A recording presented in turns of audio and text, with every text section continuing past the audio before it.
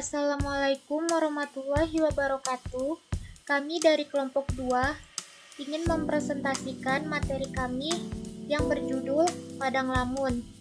Kami beranggotakan yang pertama Nonix Dianingrum 1840 1020 89, yang kedua Zulaiha Balkis 1840 10 20 25, yang ketiga Hussein 1840 10 20 32, yang keempat Sandi 1840 10 20 96, yang kelima Dewi Alfi 1840 10 20 83, dan yang terakhir dari Agus 1840 10 20 40. Baiklah, langsung saja ke materinya. Materi pertama adalah pengertian padang lamun.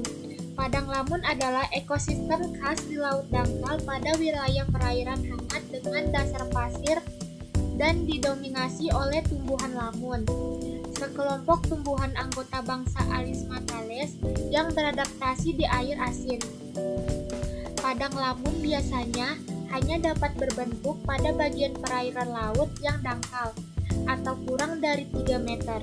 Namun, dasarnya tidak pernah terbuka dari perairan atau selalu tergenang. Ia dapat dianggap sebagai bagian dari ekosistem mangrove. Walaupun padang lamun dapat berdiri sendiri, padang lamun juga dapat dilihat sebagai ekosistem antara ekosistem mangrove dan ekosistem terumbu karang. Lamun adalah sumber pakan utama hewan duyung. Awalnya menjadi tempat yang sangat bermanfaat bagi kelangsungan terumbu karang, karena sebelum zat-zat halus dan berbahaya menuju permukaan terumbu karang terlebih dahulu disaring oleh padang lamun. Selain bermanfaat bagi kelangsungan hidup terumbu karang, padang lamun juga bermanfaat bagi kelangsungan hidup manusia, karena dapat dimanfaatkan sebagai bahan makanan dari alam. Selanjutnya adalah karakteristik atau ciri padang lamun. Yang pertama, terdapat di perairan pantai yang landai, di dataran lumpur atau pasir. Yang kedua, batas terendah daerah pasang surut dekat hutan bakau atau di daratan terumbu karang. Yang ketiga, mampu hidup sampai kedalaman 30 meter di perairan tenang dan terlindung. Yang keempat, sangat tergantung pada cahaya matahari yang masuk ke perairan. Yang kelima, mampu melakukan proses metabolisme secara optimal jika keseluruhan tubuhnya terbenam air, termasuk daun generatif. Yang keenam, mampu hidup di media air asin. Yang ketujuh, mempunyai sistem perakaran yang berkembang baik. Ini saya akan menjelaskan tentang karakteristik atau ciri padang lamun. Karakteristik atau ciri padang lamun terdiri dari yang pertama, terdapat di perairan pantai yang landai di dataran lumpur atau pasir. Yang kedua, pada batas terendah daerah pasang surut dekat hutan bakau atau di dataran terumbu karang.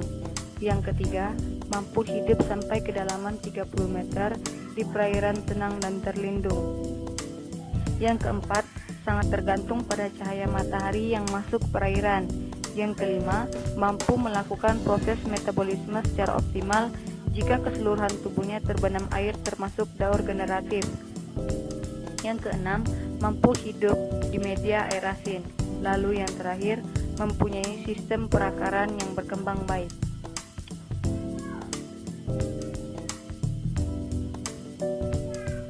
Manfaat padang lamun untuk ekosistem perairan. Manfaatnya terdiri dari yang pertama, sebagai penangkap sedimen, menstabilkan dan menahan sedimen-sedimen yang dibawa melalui satu tekanan dari arus dan gelombang. Yang kedua, daun-daun memperlambat dan mengurangi arus dan gelombang serta mengembangkan sedimentasi. Yang ketiga, sebagai habitat biota, memberikan perlindungan terhadap hewan-hewan muda dan dewasa yang berkunjung ke padang lamun. Yang keempat, sebagai pedaur zat hara, daun-daun sangat membantu organisme-organisme epifit. Dan yang terakhir, sebagai produsen primer, mempunyai produktivitas dan pertumbuhan yang tinggi. menfekstasi karbon yang sebagian besar masuk ke dalam sistem daur rantai makanan.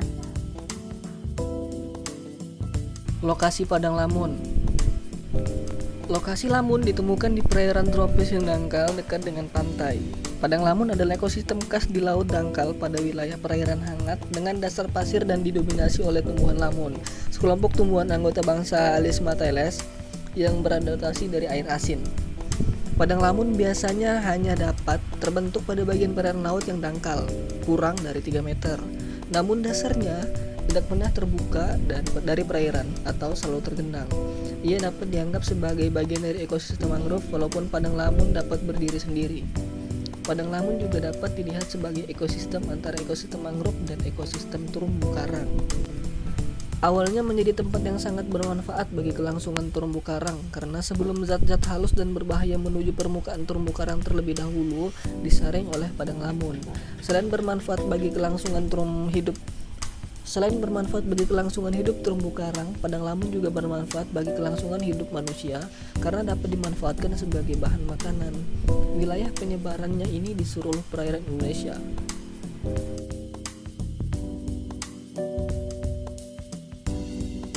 Persebaran padang lamun di Indonesia, lamun tersebar di Jawa, Sumatera, Bali, Nusa Tenggara, Kalimantan, Sulawesi, Maluku, dan Papua.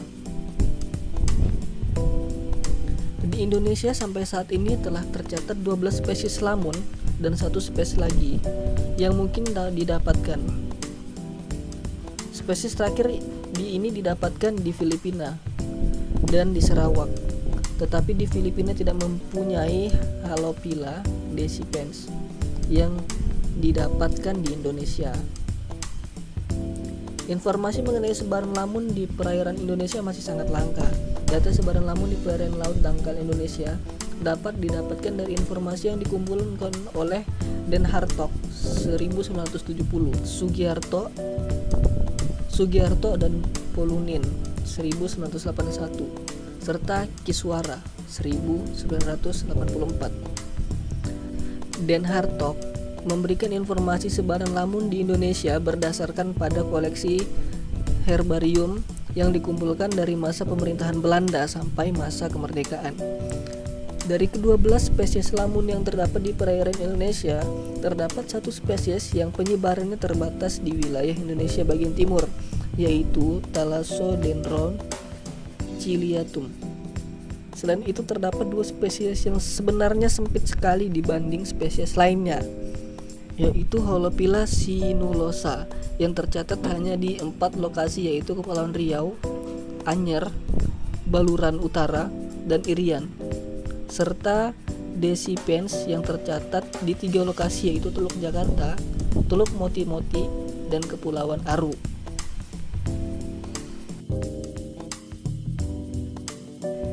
Struktur ekosistem di padang lamun.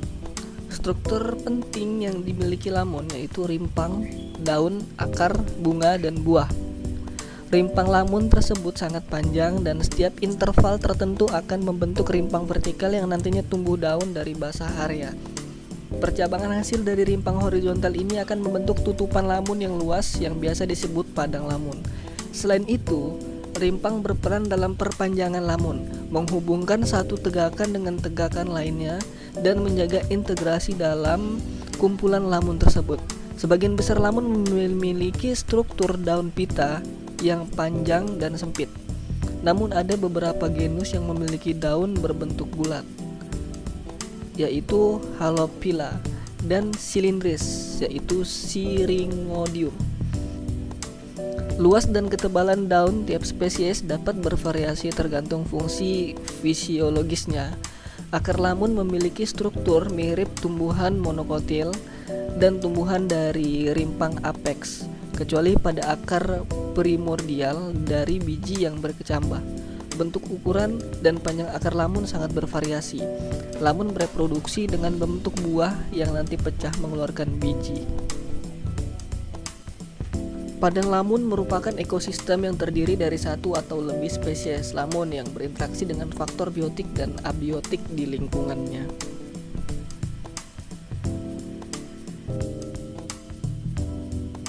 Faktor lingkungan. Beberapa faktor lingkungan yang berpengaruh terhadap distribusi dan kestabilan ekosistem padang lamun antara lain adalah suhu. Secara umum, ekosistem padang lamun ditemukan secara luas di daerah bersuhu dingin dan di tropis.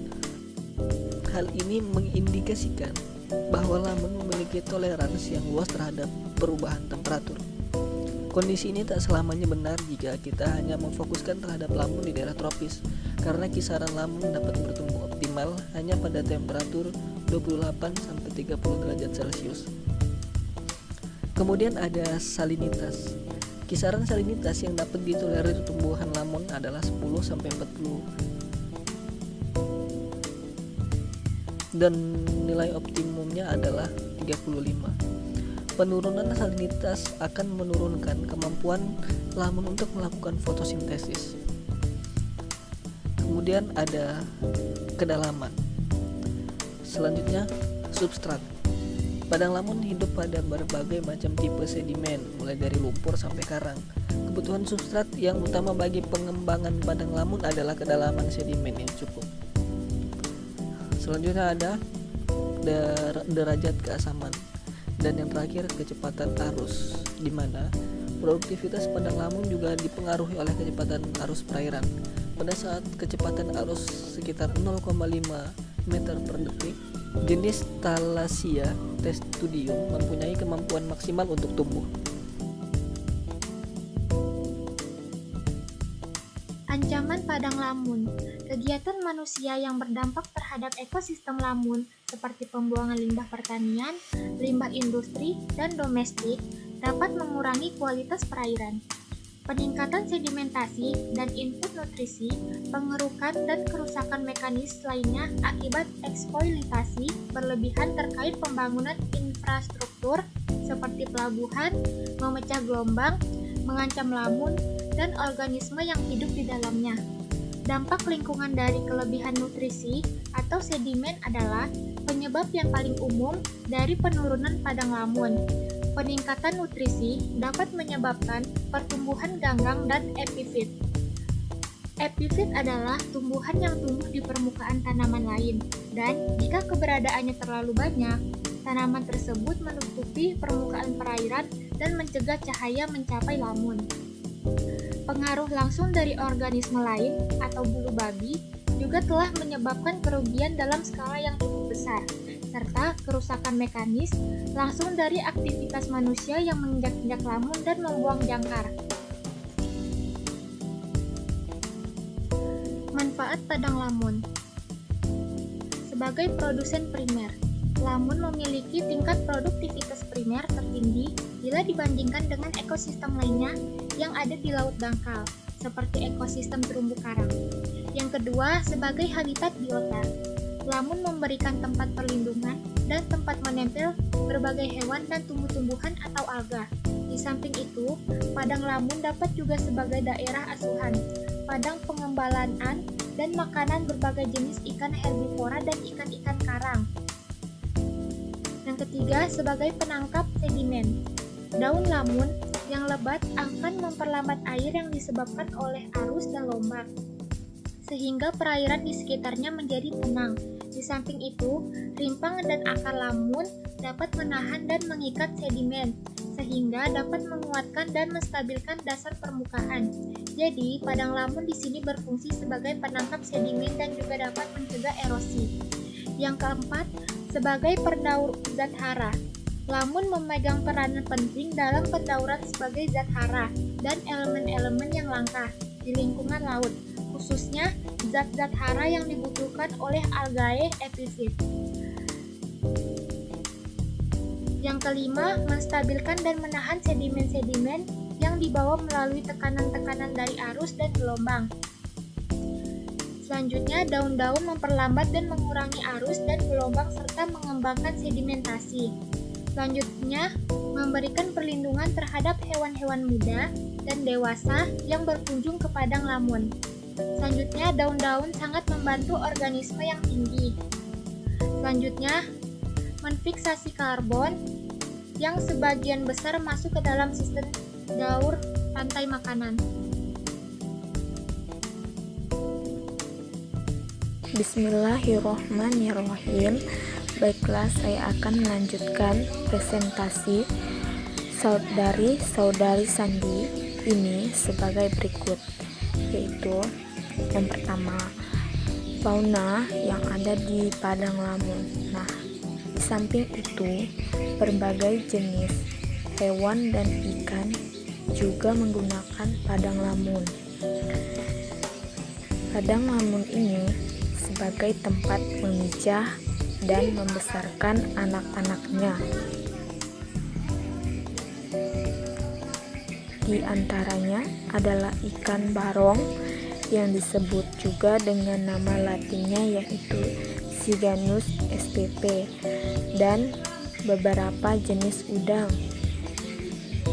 disebut juga Penaeus spp, beberapa jenis reptil dan mamalia laut juga memanfaatkan padang lamun sebagai tempat mencari makanan, misalnya yaitu seperti kayak penyu hijau, maksudnya Selonia maidas dengan nama latinnya, duyung alias dugong dengan nama latinnya yaitu dugong. Nah, di perairan mereka ini terdapat di perairan Australasia serta Manatee, Tricetus manatus di Karibia. Duyung dan manatee ini adalah mamalia herbivora yang mengkonsumsi lamun sebagai makanan utamanya. Di saat air laut surut, padang lamun yang mengering sementara ini sering pula dikunjungi oleh berbagai jenis burung dan hewan yang sibuk mencari ikan-ikan dan hewan kecil yang terjebak dan tertinggal di antara kusutnya lamun. Burung-burung merandai dari suku Charadriidae, Scolopasidae, dan Burrhinidae kerap berdatangan untuk memburu aneka cacing moluska dan ikan-ikan kecil sebagai makanannya. Demikian pula kuntul karang, egretta di bagian yang dekat daratan sering pula dikunjungi biawak, varanus, dan monyet kera yang disebut mancaca untuk mencari makanan yang serupa. Berikut adalah jaring-jaring makanan yang terdapat pada padang lamun. Bisa dilihat ya ilustrasinya. Nah, di sini terdapat lamun, dugong, penyu, ikan baronang, puntan, buntal, dan bulu babi, dan lain-lainnya. Baiklah, itu saja presentasi dari kami. Kurang dan lebihnya mohon dimaafkan. Wassalamualaikum warahmatullahi wabarakatuh.